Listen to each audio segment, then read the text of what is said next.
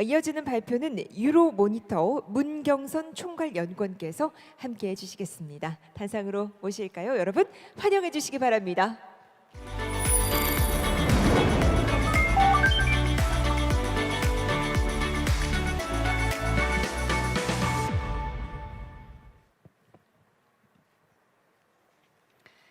네, 안녕하세요. 유로모니터 문경선입니다.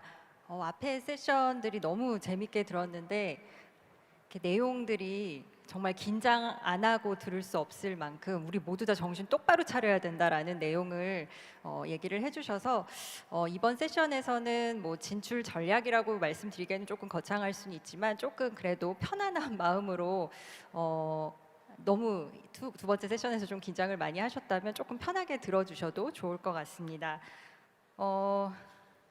저희는 그 전략이라고 얘기하기에는 조금 조심스러울 수도 있지만 몇 가지 아이디어들을 좀 얻어가실 수 있도록 글로벌 이커머스 현황과 주요 트렌드 그리고 케이스들 소개해 드리도록 하겠습니다.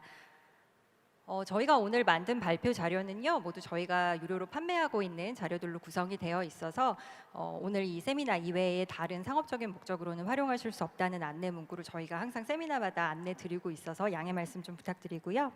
간략하게 유로모니터가 뭐 하는 데인지 모르시는 분들도 오늘 많으실 것 같아서 좀 소개를 드리고 시작하겠습니다. 저희는 영국 런던에 본사를 두고 있는 다국적 시장조사기관이고요. 현지 애널리스트들이 현지 언어로 현지 업체들과 시장조사를 실시해서 관련된 글로벌 시장 데이터나 분석 자료들을 발행하고 있는 기관입니다.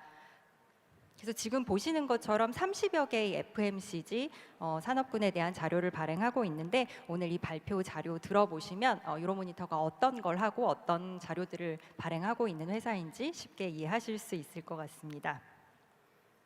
오늘 발표 순서는요, 전반적으로 이 글로벌 이커머스 시장 현황에 대해서 데이터 위주로 먼저 좀 훑어보고요. 주목할 만한 글로벌 이커머스 트렌드 중에서 이커머스 진출 전략으로 도움이 될 만한 키워드를 중간에 이렇게 세 가지 뽑아서 좀 더 자세히 설명드리도록 하겠습니다. 글로벌 이커머스 시장은요, 보시는 것처럼 23년도 이후에도 굉장히 가파르게 성장하고 있습니다. 23년 기준으로 소매 이커머스와 크로스보더, 즉 직구 시장을 합쳐서 약 4조 5천억 달러 정도의 규모가 형성되어 있는데 성장률이 엔데믹 이후로 훅 떨어지긴 했지만 여전히 두 자릿수 성장률을 유지하면서 28년에는 6조 5천억 원의 사이즈에 이를 것으로 보입니다. 원화로 거의 8,800조 원에 이르는 사이즈인데요. 이제 곧 경의 단위까지 넘어갈 것으로 보입니다.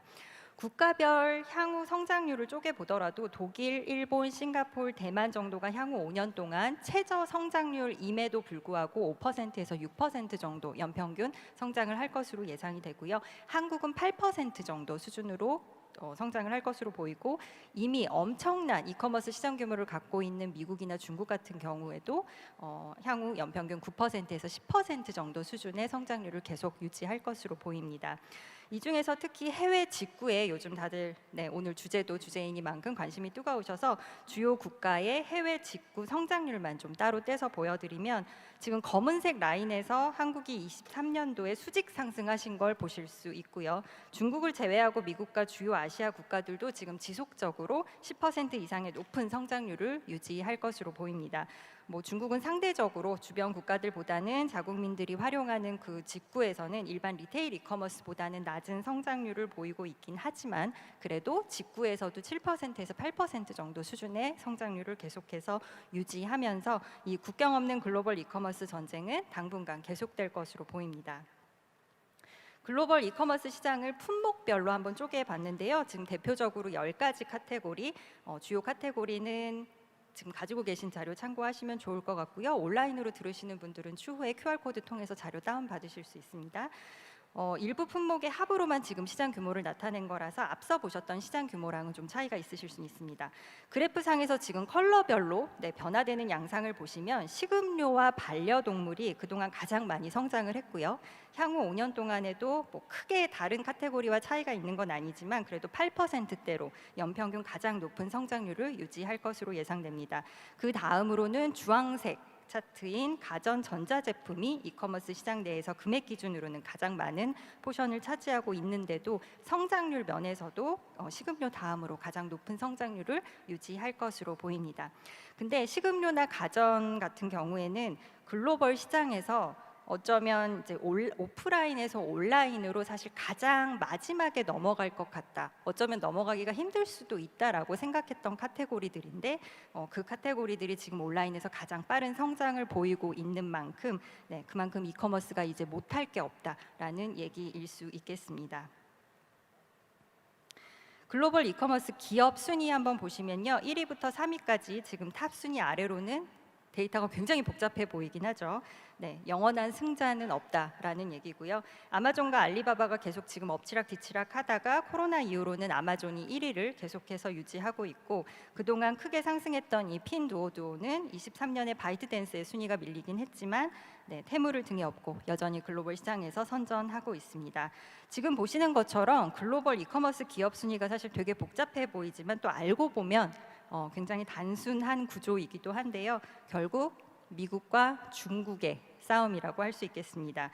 글로벌 이커머스 시장에서 중국이 차지하고 있는 비율은 18년도에 31.7%에서 28년 34.4%까지 성장할 것으로 보이고요. 미국은 18년도에 29.6%에서 28년도에 28.5%로 거의 변화가 없긴 하지만 오히려 소폭 줄어들면서 향후 시장 규모 면에서는 미국과 중국의 이커머스 시장 격차가 다소 벌어질 것으로 예상이 됩니다.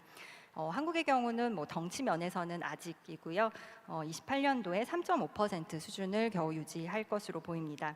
지금 그래서 딱 보시면 다 아시겠지만 혹시나 해서 한번 정리를 해드리면 1위 아마존을 제외하고 2위부터 5위까지가 모두 중국 기업이에요. 그 중에서도 틱톡샵으로 미국 이커머스 시장을 뒤흔들어 놓고 앞서도 재미있는 얘기 많이 들으셨던 바이트댄스는 보시는 것처럼 시장에 처음 진입하자마자 4위에 랭크되는 남다른 포스를 과시합니다. 그래도 미국은 아마존으로 자존심을 지키고 있고요. 월마트, 애플, 이베이 같은 정통 미국 이커머스들이 이 난간을 어떻게 극복해 갈지 한국 기업들에게도 적지 않은 영향을 줄 것으로 보입니다. 여기까지 프롤로그로 글로벌 이커머스 시장 현황 데이터 살펴봤고요. 이렇게 지금도 앞으로도 또 계속해서 호황이기만 할 것 같은 이 이커머스 시장에서 한국 기업들에게 좀 러닝 포인트가 될 만한 트렌드를 세 가지로 추려봤습니다. 먼저 틱톡 이코노미라는 용어가 있습니다. 앞서 많은 얘기 해주시긴 했는데 틱톡 이제 더 나아가서 틱톡 샵이 글로벌 경제에 미치는 영향력이 얼마나 대단한지를 단적으로 보여주는 경제 용어고요. 아웃스마트 온라인은 이제 너무너무 똑똑해져 버린 소비자들의 이커머스 활용기 정도로 표현할 수 있겠습니다. 시커머스가 빠지지 않는 그런 사례이기도 하고요. 또 이 똑똑한 소비자들에게 부응하기 위해서 이커머스 플랫폼들도 지금 계속 예상치 못했던 방향으로 진화하고 있기 때문에 그 얘기를 좀 해보려고 합니다. 세 번째는 리밴프드 리턴이라고 해서 이커머스의 기본 중에 기본이 되어버린 반품에 대한 전략입니다. 그 외에 인투이티브 이커머스는 AI 등에 익숙해지는 이커머스 환경에 대한 얘기고요. 젠지들의 든든한 소비 뒷배가 되어주고 있는 리버스 커머스도 하고 싶은 얘기는 굉장히 많은데 오늘은 시간 관계상 이 세 가지만 빠르게 좀 짚어보도록 하겠습니다. 먼저 틱톡 이코노미는요. 아마 오늘 가장 많이 들었던 얘기 중에 하나이실 것 같아요. 틱톡 금지법이 미국에서 통과가 되면서 오히려 더 화제성을 많이 안고 지금 전 세계적으로 소비자들에게 미치는 영향력이 어쩌면 더 커지고 있는지도 모르겠는데요. 한국도 예외는 아닙니다. 알테시 넘어서 이제 곧 틱톡숍이 상륙을 하면 오늘 이 포럼의 굵직한 주제처럼 시커머스는 어쩌면 한국에서는 아직 시작도 안 했다라는 얘기가 나올 만큼 국내 온라인 시장이 어떻게 재편될 것인지 모두 지금 예민한 상황인데요. 유로모니터에 따르면 주요 25개국에서만 월간 틱톡 사용자 수가 2018년 1억 명 수준에서 23년 8억 5천만 명을 넘어선 것으로 추정하고 있습니다.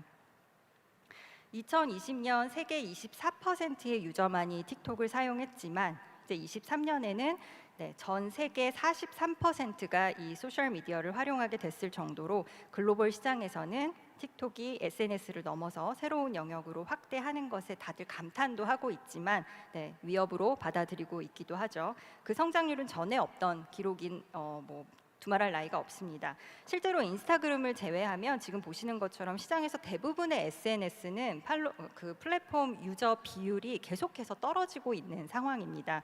근데 틱톡은 나홀로 19%포인트에 이르는 성장을 기록하고 있고요.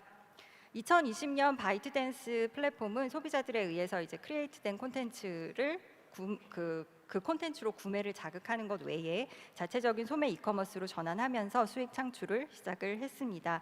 유로모니터에 따르면 23년 3분기까지 틱톡의 다른 이름인 다오인 뷰티 앤 퍼스널 케어 카테고리에서는 전년 동기 대비 81% 정도의 성장률을 기록할 정도로 굉장히 잘하고 있고요. 이 숫자는 거의 알리바바의 티몰 거래액 규모를 따라잡을 만큼 엄청난 숫자이기도 합니다. 틱톡샵 역시 21년 동남아 국가들에 진출을 하면서 이제 중국 못지않게 라이브 스트리밍 커머스의 시대를 새롭게 열게 되는데 아시아에서의 성공을 바탕으로 유럽, 미국 이렇게 진출을 하고 있는 상황입니다. 이 틱톡샵의 영향력은 오늘도 많이 들으셨을 거고 이미 다들 알고 계시는 바지만 이 틱톡 이코노미를 통해서 사실 오늘 저희가 전달하고 싶은 바는 아직 라이브 스트리밍에 익숙하지 않았었던 미국과 영국이 처음에 이 틱톡 샵이 들어왔었을 때도 과연 이렇게까지 긴장을 했었을까라는 점입니다. 조금 더 가깝게 인도네시아 사례도 좀 살펴볼 필요가 있겠습니다. 인도네시아는 틱톡 숍이 미국과 영국에 앞서서 중국 이외에 가장 먼저 시범적으로 운영이 됐던 곳인데요. 인도네시아 내 틱톡 가입자는 1억 2,500만 명으로 미국에 이어서 두 번째로 많은 국가입니다. 이렇게 갑자기 등장한 틱톡 숍이 가파르게 성장을 하자 바로 규제 당국은 자국 온오프라인 업체들을 보호하기 위해서 지난 10월 초에 틱톡샵 내 상품 거래를 전면 금지하게 됩니다. 결국은 바이트댄스가 인도네시아 1위 이커머스 업체지만 계속해서 좀 지지부진하던 토코피디아 이커머스 사업부의 지분 75%를 인수하는 것으로 일단락이 되긴 했는데요. 결국 로컬 업체가 이 샵을 운영하는 식으로 서로 윈윈하는 전략을 썼지만 어쨌든 이 틱톡은 인도네시아 이커머스 시장의 지형을 완전히 새로 쓰게 됩니다. 이는 쇼폼 영상이나 크리에이트된 그런 영상에 홀리듯이 지금 지갑을 열고 있는 잘파 세대들의 그 소비자 영향력이 확대될수록 비단 인도네시아만의 문제는 아닐 수 있다라는 점입니다. 그래서 간과할 수 없는 부분은 한국도 사실 그동안 라이브 스트리밍 이커머스가 메인이 아니었던 국가이기 때문에 우리가 아직 겪어보지 않았던 이런 소셜 커머스의 파장이 실제로 어떻게까지 발현될 수 있는지 지금 미리 준비를 하시는 게 좋을 것 같습니다. 앞으로 라이브 스트리밍은 앞서서 보셨던 것처럼 일반 이커머스 시장 성장률이 한 10% 정도 성장할 거라고 말씀드렸는데 이 라이브 스트리밍 커머스 같은 경우는 그거보다 조금 더 높은 15% 정도 성장을 할 것으로 기대가 되고 있고요. 여기에 소셜 커머스 같은 경우는 라이브 스트리밍보다도 훨씬 더 높은 23% 정도 향후 5년 동안 성장을 할 것으로 보고 있습니다. 이커머스 플랫폼은 또 결국은 소비자의 선택을 받아야 하는 문제이기 때문에 소비자가 좀 더 싼 옵션으로 어디에서 구매를 할지 그걸 고민하고 선택하는 건 너무너무 당연한 문제고요. 이런 소비자를 다각도로 만족시키기 위해서 무료 배송, 빠른 배송, 새벽 배송, 무료 반품 그리고 제품의 다양성은 물론이고 이제 이커머스 업체가 자체적으로 제품의 퀄리티도 좀 어느 정도 걸러내는 그런 작업들을 하고 있기 때문에 이런 이커머스 생태계가 한국 사람 그리고 미국 사람들에게는 이제 선진국에 있는 이커머스를 활용하는 유저들에게는 어느 정도 좀 당연한 디폴트로 받아들여지고 있는 게 사실입니다. 그러면서 로얄티 프로그램이라고 하죠. 멤버십 프로그램이 점점 더 중요해지고 있는데요. 특히 한국의 경우에는 멤버십을 선호한다라는 응답이 최근에 굉장히 빠르게 성장을 하면서 글로벌 평균 15%보다도 높은 20%의 응답률을 보이기도 했습니다. 한국은 아무래도 와우의 영향이 컸겠죠. 근데 이런 복합적인 로얄티의 베네핏을 넘어서는 프리미엄 짠테크를 추구하고 있는 밸류 해커의 등장으로 이커머스 플랫폼의 생태계가 지금 흔들리고 있는 건데요. 기존의 짠테크가 단순히 할인이나 프로모션을 잘 찾아서 가성비 높은 소비를 하는 거였다면 이제 이 프리미엄 짠테크는 소비자들 주도 하에 실제 기업이 의도하지 않았던 어떤 교묘한 꼼수를 찾아내고 결국 이런 소비자의 니즈를 충족시켜주는 기업들이 점점 더 많이 등장하면서 이 프리미엄 짠테크가 현실화되고 있다고 할 수 있겠습니다. 그래서 우리가 계속 얘기하는 시커머스가 신경이 계속 쓰이는 이유는요, 결국 초저가 전략 때문인데 사실 이 밸류 해커들한테는 그 전략이 지금 어느 때보다 중요한 상황이고요. 이들의 소비 중심에는 계속 오늘 또 얘기 들으셨던 알리와 테무가 있습니다. 기존의 아마존이나 쿠팡 생태계와 가장 큰 차이점은 무료 배송이나 무료 반품이 안 되더라도, 그리고 주문과 다른 제품이 오더라도, 생각지도 못했던 불량품이 오더라도, 그리고 내가 주문한 것을 한 2달 동안 까먹고 있다가 나중에 물건을 배송을 받더라도 이런 것들을 다 체념할 수 있을 만큼 매력적인 가격을 어필하고 있다라는 점인데요. 아마존 쿠팡을 이용할 때와는 그래서 소비자들이 기본적으로 애초에 클릭을 할 때의 마음가짐 자체가 다릅니다. 기대하는 바가 다르고 내가 여기에서 얻고자 하는 바가 완전히 다를 수 있다라는 얘기입니다. 그래서 이런 전략은 지금 짧은 시간에 주요 글로벌 이커머스 시장에서 존재감을 발휘할 수밖에 없는데요. 테무는 2023년 미국 아이폰에서 가장 많이 다운로드된 앱으로 꼽혔고요. 작년 한 해 동안 미국 내 거래액이 전년 대비 1,539% 성장하면서 이것도 계속해서 들으셨던 얘기긴 한데 하나로 11조 원에 달하는 판매액을 기록하기도 했습니다. 근데 알리와 테무가 이렇게까지 지금 초저가 전략을 쓸 수 있는 건 또 이제 앞서서 말씀하셨던 것처럼 뭐 적자를 감수하고 투자를 엄청나게 하고 있다라는 얘기들이 있는데, 사실 어느 정도까지 적자를 보고 있는지는 우리가 모두 추정만 할 뿐, 사실 소비자한테는 그 이슈가 전혀 중요한 이슈는 아닌 것 같습니다. 그래서 다만 알리와 테무가 쏘아올린 공이 소비자들이 아닌 오늘 아무래도 참석하신 유통채널이나 수입사, 제조사에 적지 않은 영향을 주면서 실제로 경기 불황 시기에 큰 수혜를 봤었던 미국 같은 경우는 아까 말씀해 주셨는데 달러샵 같은 매장들이 계속해서 지금 2자릿수 이상의 수익 감소를 보고 있고요. 실제로 1,000개 이상씩의 매장이 계속 폐점이 되고 있는 상황입니다. 그래서 이거는 팩트이기 때문에 우리가 이런 부분 때문에 계속 지금 고민이 되고 이런 컨퍼런스도 하면서 서로 브레인스토밍도 하고 있지만, 결국은 자유무역 경제 체제에서 그들이 초저가 전략으로 소비자들을 유혹했다고 해서 어떤 제재를 가할 수는 없죠. 다만 한국은 지금 안전을 이유로, 또 미국은 국가 안보나 노동 간행을 이유로, EU는 불법 유해한 상품 판매 적발 등을 이유로 정부 차원에서 지금 입장을 계속해서 발표는 하고 있는 상황입니다. 현재 국내의 경우 중국 이커머스 사용자의 80%는 이용을 하면서 이 시커머스 때문에 어떤 불만이 있거나 피해를 경험해본 소비자들인데, 근데 또 이 피해 경험자의 57%는 사실 처음부터 이런 피해가 일어날 수도 있다라는 걸 감안하고 이용했기 때문에 별다른 대처나 조치를 취하지 않고 있는 것으로 나타났습니다. 그래서 이게 지금 또 어떻게 보면 굉장히 좀 중요한 바로미터가 될 수 있을 것 같은데, 그래서 실제로 좀 어려움을 겪고 계시는 업계의 입장과 소비자의 입장은 여전히 확연히 온도차가 있다라고 얘기할 수 있겠습니다.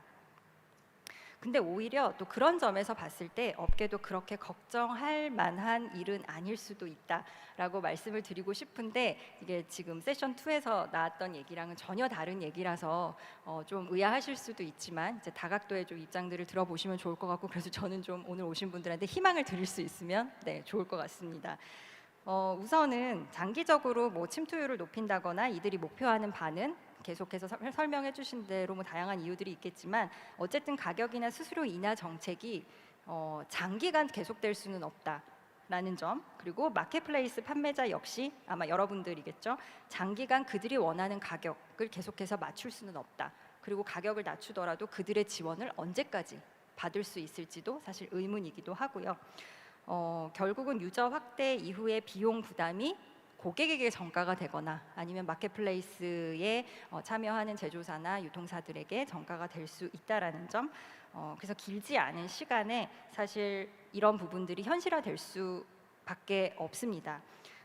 그래서 앞서 교수님도 말씀하시긴 했지만 이게 1, 2년 사이에 소비자, 유통사, 제조사 모두를 뒤흔드는 이런 혼란은 사실 아예 없다라는 건 아니고요. 겪을 수밖에 없는 부분이지만 이게 그래서 또 금방 지나갈 거니까 견디세요라고 얘기하는 것도 사실 어렵지만, 이 혼돈의 시기에 그래도 좀 우리가 우리보다 조금 몇 달 앞서서 겪었던 미국이나 다른 국가들의 사례를 봤을 때 우리가 가야 될 방향은 어떤 건지 그래도 조금이나마 긍정적으로 고민하실 수 있는 시간이 되셨으면 좋겠습니다.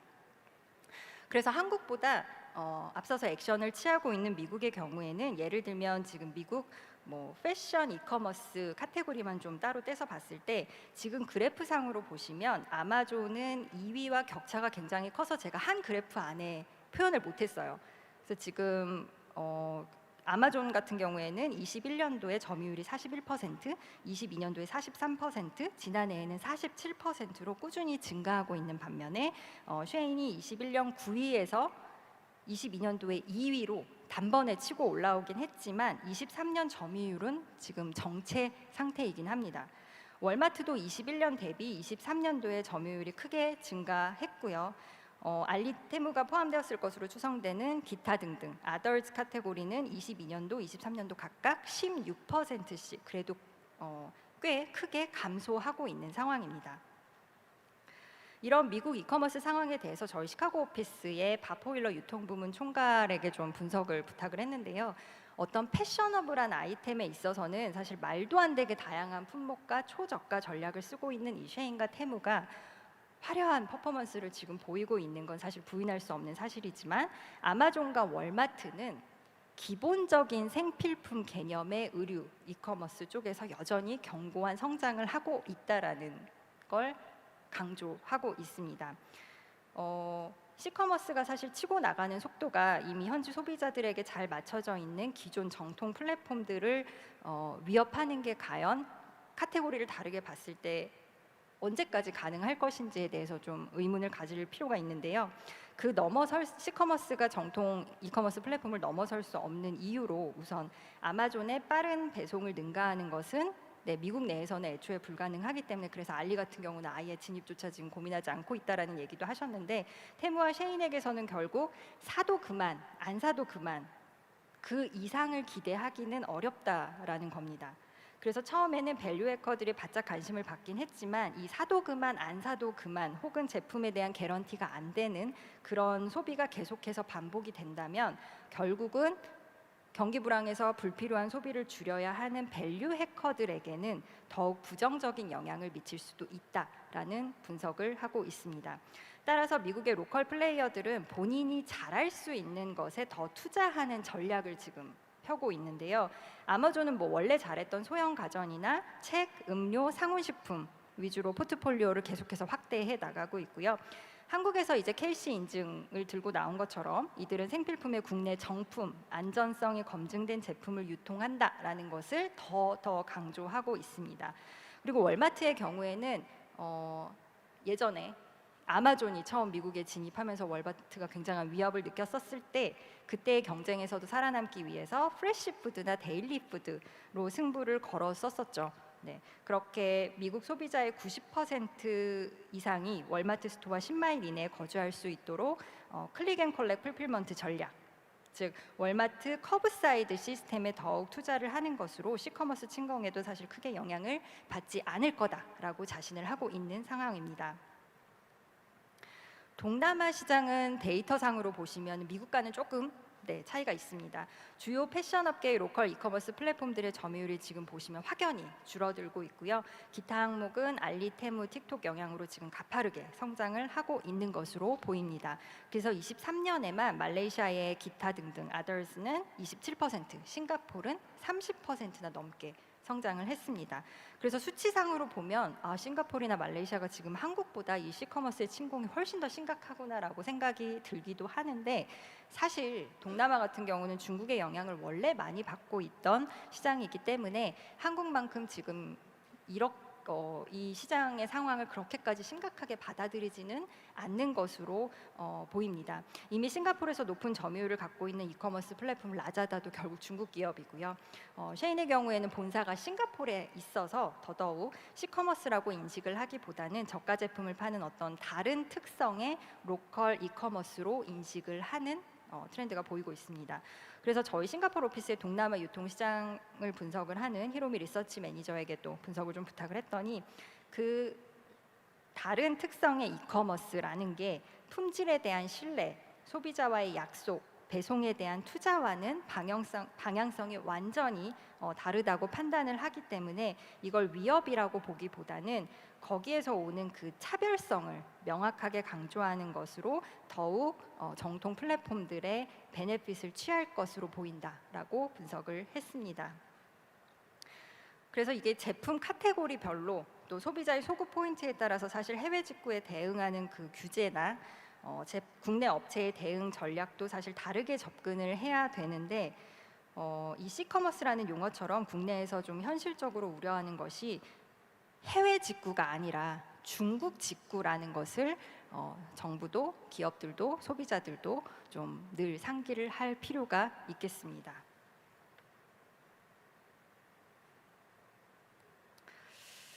조금 희망을 드렸는지는 잘 모르겠는데 네. 세 번째 마지막 트렌드는요. 이커머스 플랫폼마다 다른 반품 정책입니다. 이커머스 이용이 확대되는 만큼 사실 반품은 더 많이 늘어나고 있죠.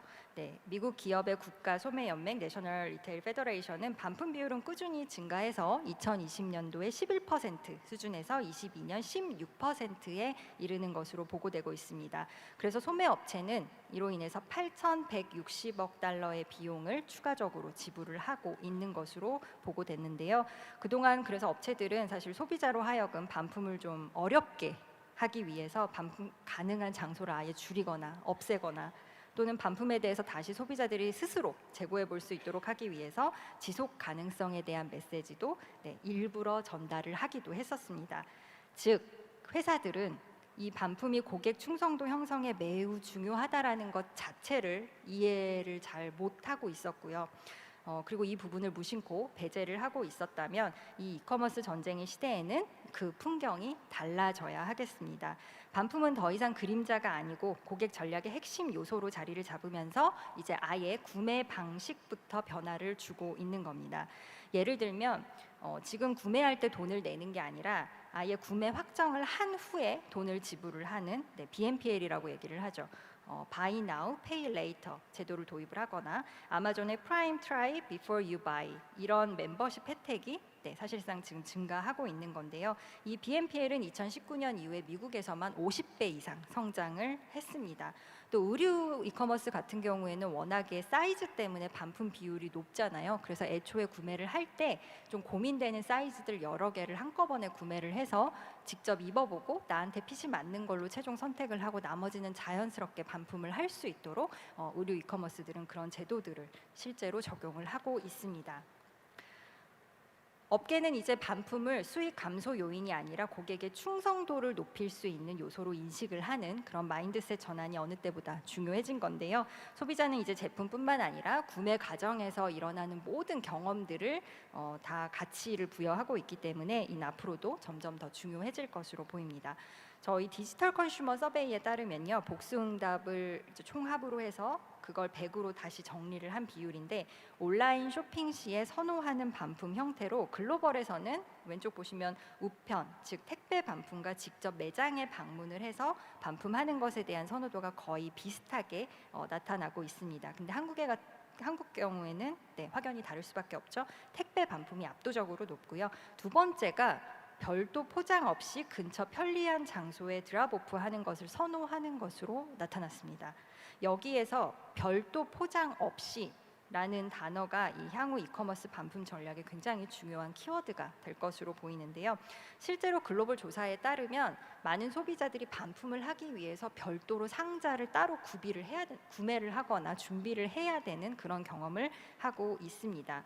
이 반품에 사용되는 박스는 결국 이커머스 시장이 계속 확대될수록 지속 가능성을 심각하게 위협할 수 있는 요소로 인식되기 때문에 점차 친환경 패키징과 더불어서 반품 배송을 할 때는 무상자, 무라벨 이런 니즈가 지속적으로 확대될 것으로 보입니다.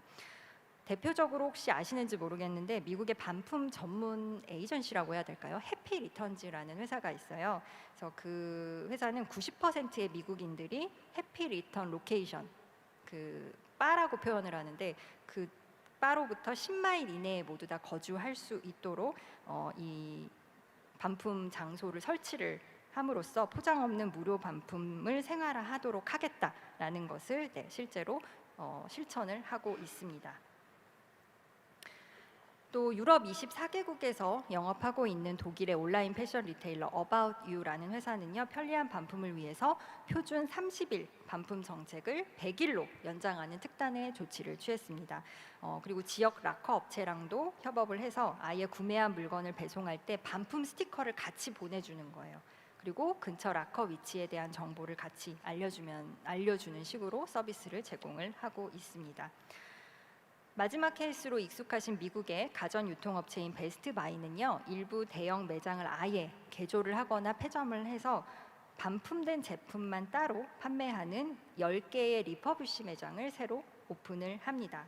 최근에는 사실 가전이나 전자제품 같은 경우에는 아까 그 리버스 커머스처럼 중고 거래도 굉장히 많이 하기도 하고, 그러면서 실제로 베스트바이가 최근에 많은 좀 실적 악화를 겪어오고 있었습니다. 근데 또 온라인 샵의 비중은 19년도에 17% 수준에서 지난해 33%까지 계속해서 지금 커지고 있는데, 그만큼 반품도 늘어나고 있겠죠. 또 리퍼 매장 같은 경우에는 최근에 이 밸류 해커들 그리고 젠지들 사이에서 또 굉장히 실용적인 구매를 할 수 있는 곳으로 인기가 높은 만큼 이 리퍼비쉬 제품을 통해서 더 큰 수익 모델을 달성할 수 있다라는 새로운 목표를 오히려 제시를 한 겁니다. 네, 이러한 전략들은 이제 환경도 고려하는 기업 이미지 제고에도 당연히 긍정적인 영향을 주고 있고요. 네, 오늘 저희가 준비한 주요 트렌드는 여기까지고요. 오늘 발표한 내용은 이렇게 세 가지로 정리를 해볼 수 있을 것 같은데, 지금 시간 관계상 보고 계시는 자료 참고하시면 좋을 것 같고요. 질문이 있으시면 QR코드 통해서 또는 이메일 통해서 연락 주시면 저희가 추가로 도움 드릴 수 있도록 하겠습니다. 감사합니다. 네, 다시 한번 박수 보내주시기 바랍니다. 고맙습니다.